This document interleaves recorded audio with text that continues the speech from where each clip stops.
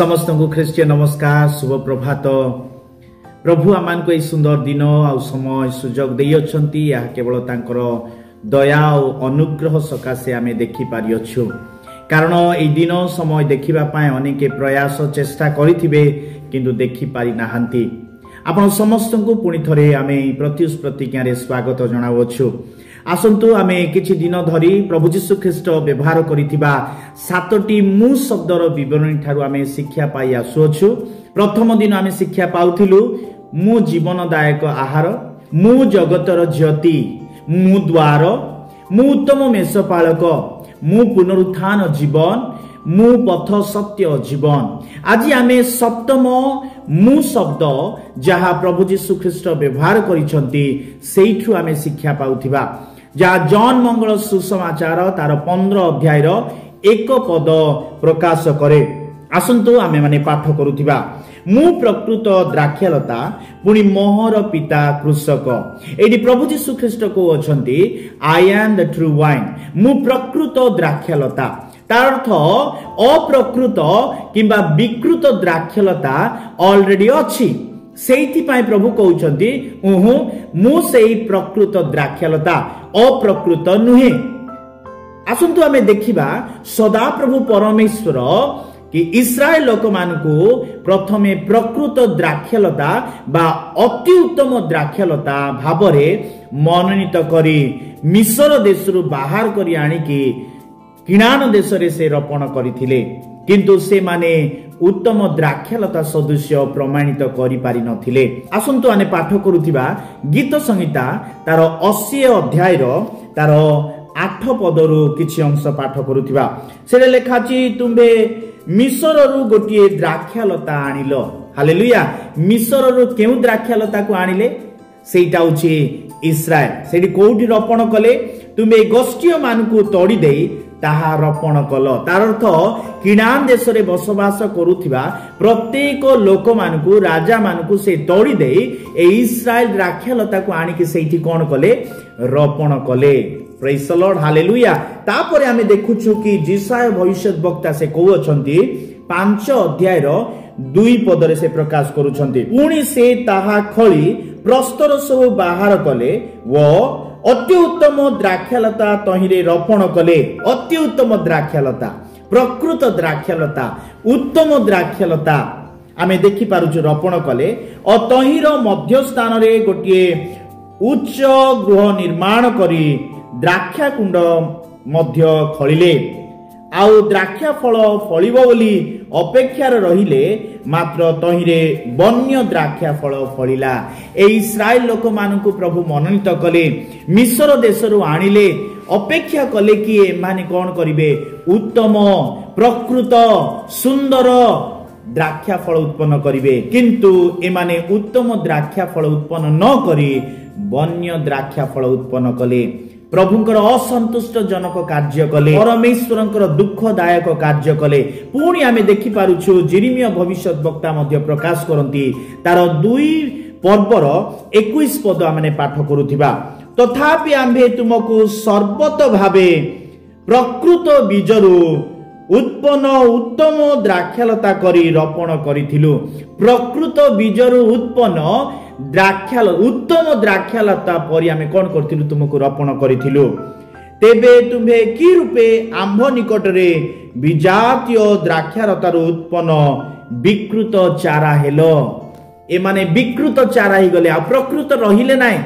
विजातीय मानक सहित अन्य देशीय अन्य लोक मानक सहित से माने जड़ित होई ए माने प्रकृत न रही विकृत, उत्तम न रही मंद वन्य फल फळिबाकु लागिले। आमे देखि पारुछु कि प्रभु जीशु ख्रीष्ट एठी से कहू अछंती मु प्रकृत द्राक्षालता। हालेलुया। मोर पिता कृषक, से मते रोपण करी एई जगत रे पठेई अछंती। तुंभ मानको इस्राएल लोकंकु जे प्रकार कोठी पठेइले किनान देश रे रोपण कले, सेई प्रकार मते मध्य स्वर्गरु उत्तम द्राक्षालता भाबरे ए पृथ्वी पृष्ठ रे कोन करी अछंती? रोपण करी अछंती। आ मु प्रमाण करी दे अछि कि मु उत्तम द्राक्षालता। हालेलुया। ଏବେ ବର୍ତ୍ତମାନ ଆମେ ଦେଖିପାରୁଛୁ କି ଯଦି ସେ ଉତ୍ତମ ଦ୍ରାକ୍ଷାଲତା ଅଟନ୍ତି ତାହେଲେ ତାଙ୍କଠାରେ ରହିଥିବା ତାଙ୍କଠାରେ ବିଶ୍ୱାସ କରୁଥିବା ପ୍ରତ୍ୟେକ ବିଶ୍ୱାସୀ ବିଶ୍ୱାସିନୀ ଶିଷ୍ୟ ପାଷ୍ଟର ପ୍ରଚାରକ ପ୍ରତ୍ୟେକ ଲୋକ ତାଙ୍କର ଶାଖା ଅଟନ୍ତି। ହାଲେଲୁୟା। କିନ୍ତୁ ଏବେ ପ୍ରଶ୍ନ କି ଆମେ କେଉଁ ପ୍ରକାର ଶାଖା? କାରଣ ଦୁଇ ପ୍ରକାର ଶାଖା ସେଠାରେ କୁହାଯାଇଅଛି। ଗୋଟିଏ ଖ୍ରୀଷ୍ଟଙ୍କ ଠାରେ ରହିଥିବା ଶାଖା। কি প্রকার শাখা? গোটে ফলন্তি শাখা, গোটে অফলন্তি শাখা। আসন্তু আমি দুই পদ পড়ুথিবা, সেটা লেখা আছে মো ঠারে থিবা যে কোনসি শাখা ফল ন ফলে। Praise the Lord, hallelujah.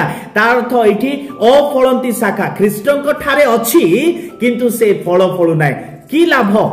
आमे ख्रिस्टियन जीवन यापन करूछु, आमे विश्वासी बोलिकरी आमे कहूछु, आमे नामधारी विश्वासी हेबा नाय, प्रकृत विश्वासी हेबा। प्रकृत शाखा प्रकृत द्राक्षालता निमंते एक प्रकृत शाखार आवश्यक अछि, उत्तम शाखार आवश्यक अछि जो द्वारा से फल उत्पन्न करिवो। आमे केवल एक साधारण ख्रिस्टियन जीवन यापन करिबा नाय, किंतु आमे एक उत्तम प्रकृत सुंदर शाखा रूपे आमे प्रमाणित करि देखैबा। हालेलुया। जो विश्वासी माने, जो प्रभुंकर लोक माने बा जो शाखा ख्रिस्टଙ୍କ ठारे थाई कि मो जदि फल उत्पन्न करू नाही तार परिणाम कोन हबो? ताकू काटी पकाइबे। हालेलुया। किंतु जो शाखा फल उत्पन्न करिवो ताकू से परिष्कार करिवे अधिक फल उत्पन्न करिबा पाए। Praise the Lord. तार अर्थ काटी पकेइबा एवं परिष्कार करिबा दुईटी भिन्न अर्थ प्रकाश करे।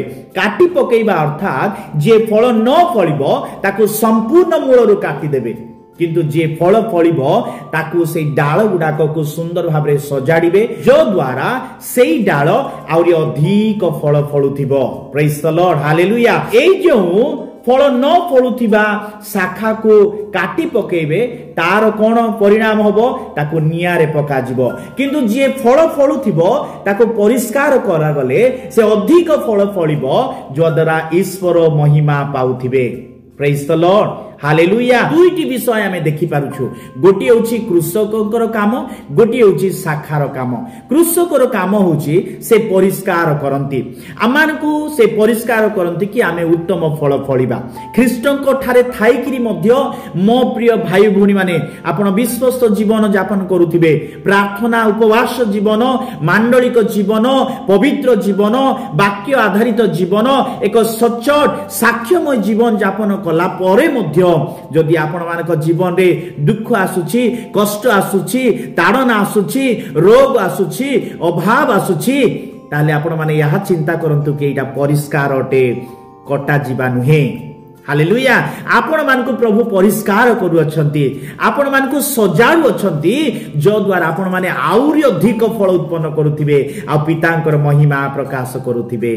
Praise the Lord. किंतु मो प्रिय भाई भौणी माने जो माने साधारण ख्रिस्टियन जीवन यापन करी एक नामधारी ख्रिस्टियन जीवन यापन करी जगत रहू अछंती आ आपण मानक जीवन रे जदी कोनोसी दुख कष्ट समस्या झड़झंडा रोग आछि ताले एटा आपण माने चिंता करनु एटा के कटा जीवा विषय अटे, परिष्कार विषय नुहे। अनुताप करी ख्रिस्टଙ୍କ ठारे जड़ित हुंतु जो द्वारा आपण मानक मध्ये सुयोग मिलुछि कि आपण माने फल उत्पन्न करूथिबा ईश्वरଙ୍କର महिमा करूथिबे।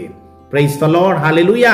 आज ए प्रभात रे अनेकंकु प्रभु कथा कहउछंती कि आम्भे माने फेरिबा प्रभुଙ୍କ ठारे। द्वितीय विषय, द्वितीय कार्य कि शाखार कार्य। शाखा कोन करिबा आवश्यक कि से द्राक्षालता उपरे डिपेंड करिबा आवश्यक अटे। सेथि पाए 5 पदरे लेखा अछि मु द्राक्षालता तुम्हे माने शाखा जे मो ठारे रहे और मु जा ठारे रहे से प्रचुर फल फळे, कारण मो बिना तुम्हे माने किछि करि पारो नाही। हालेलुया। आमे निज उपरे भरोसा न करिके सदा प्रभुଙ୍କ उपरे भरोसा करिबा आम पाए उत्तम अटे। Praise the Lord. पुणी आमे तांको ठारे लागि रहिले जाई कि आमे फल उत्पन्न करिबा। जदि द्राक्षालता सहित शाखा जदि जड़ित न रहिबो ताले ताको बाहरे फपाड जिवो, ताको निया निमंते सुखिले निया निमंते यज्ञ बोली कि आमे देखुछु।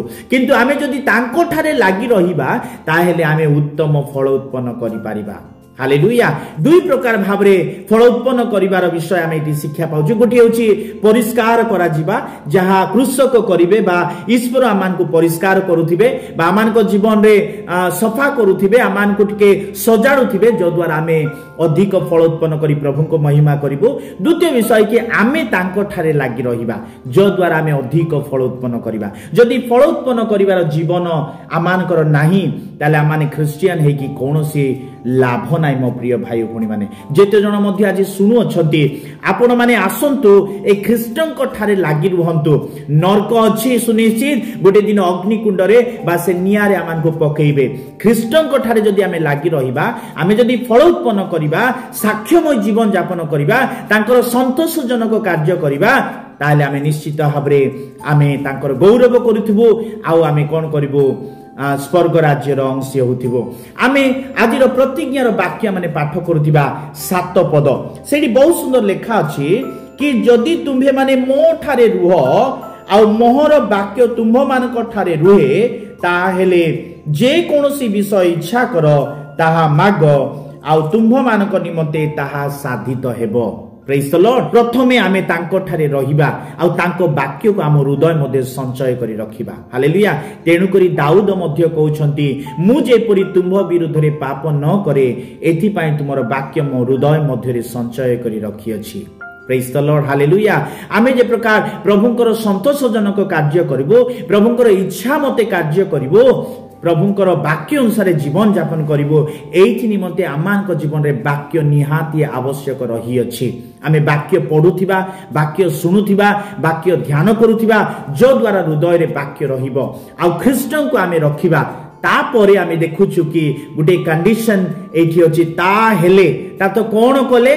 कि आमे तांको ठारे रहिले एवं तांको वाक्य आम हृदय रे रहिले आमे जहा किछि इच्छा करी मागिले ताहा कोन करा जीवो आम निमंते साधित करा जीवो हालेलुया मो प्रिय भाई भणी माने जदि आपण माने कोनोसी अभाव रे दुख रे कष्ट रे रोग रे समस्या रे अनेक विघ्न रे ताड़ना रे रही अछंती प्रभुंकर वाक्य रे स्थिर रुहंतु जदि बा आपण को प्रभु परिष्कार करू अछंती धैर्य धरि रुहंतु ताको वाक्य को हृदय मध्ये संचय करंतु आ देखिबे आपण जहा इच्छा करिवे जहा मागिबे जहा आपण माने वांछा करिवे प्रत्येक विषय से आपण मानक निमंते साधित करूथिबे प्रेज द लॉर्ड प्रभु ए वाक्य द्वारा हम समस्त को आशीर्वाद करंतु आसंतु मु आपण मानक पाए प्रार्थना करूथिबे प्रिय प्रभु ए सुंदर दिन पाए मु तुमको धन्यवाद दोछि सुंदर शिक्षा पाए गत 7 दिन धरी आमान को शिक्षा देलो तुमे व्यवहार करिथिबा मु शब्दर विवरणी ठारू आमान को शिक्षा दे आसिलो आमे धन्यवाद दोछु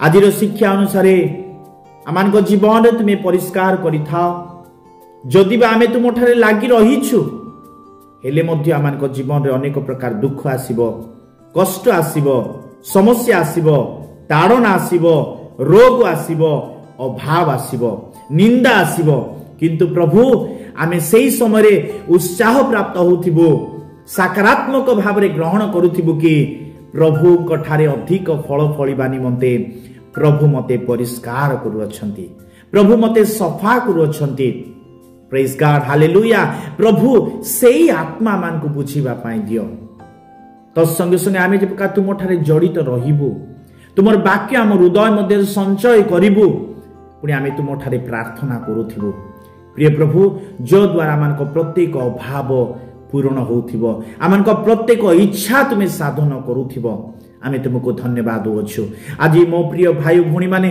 जे माने अनेक प्रकार समस्या रोग दुख दे कष्ट अनुभव करू अछंती किडनी फेलियर हो कैंसर हो ट्यूमर हो आज अनेक प्रकार व्यथार समस्या दे गति करू अछंती यीशुଙ୍କ नाम तुमे रिलीव करो बोली मो प्रार्थना करू अछि प्रभु अनेकंकर अनिद्रार समस्या रही अछि परमेश्वर अनेकंकर मूत्रर समस्या रही अछि अनेकंकर परिवार अशांतर समस्या रही अछि व्यक्तिगत जीवन अशांत रही अछि यीशुଙ୍କ नाम रे तुमे दूर करो यीशुଙ୍କ नाम तुमे कार्य करो पुणी मु प्रार्थना करू छी आज जो जो मानकर जन्मदिन स्मरणीय दिन एनिवर्सरी गुडा रही अछि प्रभु से मानक दिन रे शुभमय हो से मानक जीवन तुमे कार्य करो पुणी जो मानकर जीवन रे दुख अछि ନିଜର ପ୍ରିୟ ଲୋକମାନଙ୍କୁ ହରେଇକି ଦୁଃଖରେ ଅଛନ୍ତି, ଯୀଶୁଙ୍କ ନାମରେ ତୁମେ ସାନ୍ତ୍ୱନା ଦିଅ।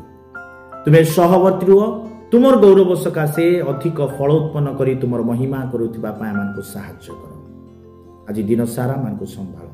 ମହିମା ତୁମର ହେଉ, ଯୀଶୁଙ୍କ ନାମରେ ମାଗୁଅଛୁ ପିତା, ଆମେନ୍। ସମସ୍ତଙ୍କୁ ପୁଣି ଥରେ ଧନ୍ୟବାଦ। ପ୍ରଭୁ ଆପଣ ସମସ୍ତଙ୍କୁ ଆଶୀର୍ବାଦ କରନ୍ତୁ। ଆପଣମାନେ ଅନ୍ୟମାନଙ୍କୁ ସେୟାର କରନ୍ତୁ, ଯଦ୍ୱାରା ସମସ୍ତେ ପ୍ରଭୁଙ୍କର ବାକ୍ୟ ଶିଖୁଥିବେ ଆଉ ଆମମାନଙ୍କ ସହିତ ଜଡ଼ିତ ରହି ଈଶ୍ୱରଙ୍କର ଗୌରବ କରୁଥିବେ। ଆପଣମାନଙ୍କର ଦିନ ଶୁଭମୟ ହେଉ। ଧନ୍ୟବାଦ।